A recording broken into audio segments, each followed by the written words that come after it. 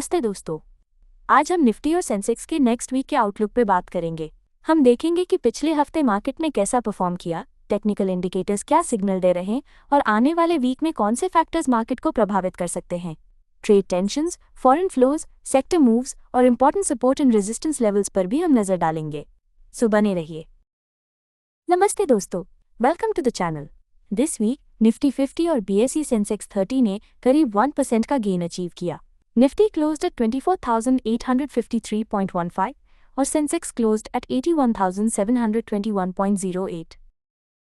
दोस्तों, हर major technical signal आने वाले दिनों के लिए बुलिश दिखा रहा है, लेकिन ओवरबॉट इंडिकेटर्स पीकिंग पर है और ग्लोबल ट्रेड क्लाउड्स भी मंडरा रहे हैं।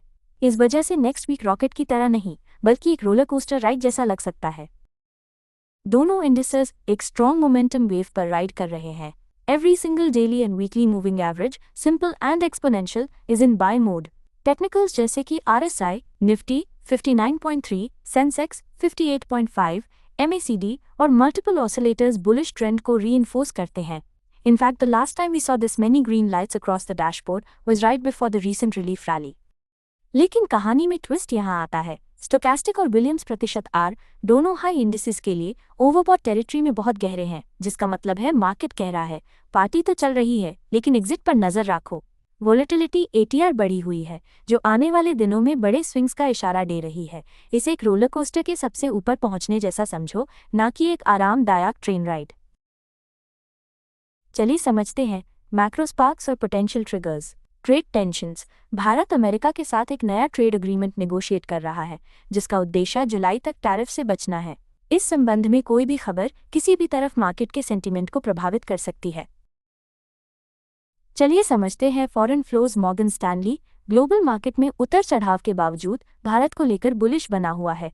उन्होंने भारत को 2025-2026 के लिए अपना टॉप ओवरवेट पिक बताया है।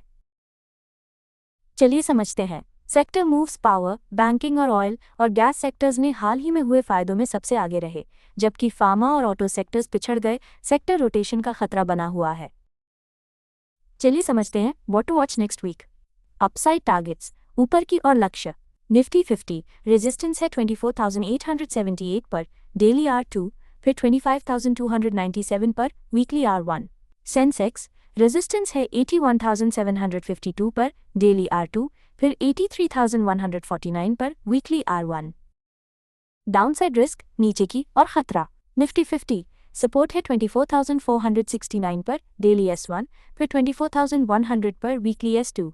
सेंसेक्स सपोर्ट है 80,522 पर, डेली S1, फिर 79,833 पर, वीकली S2। दोस्तों, एक मिसाल से समझते हैं।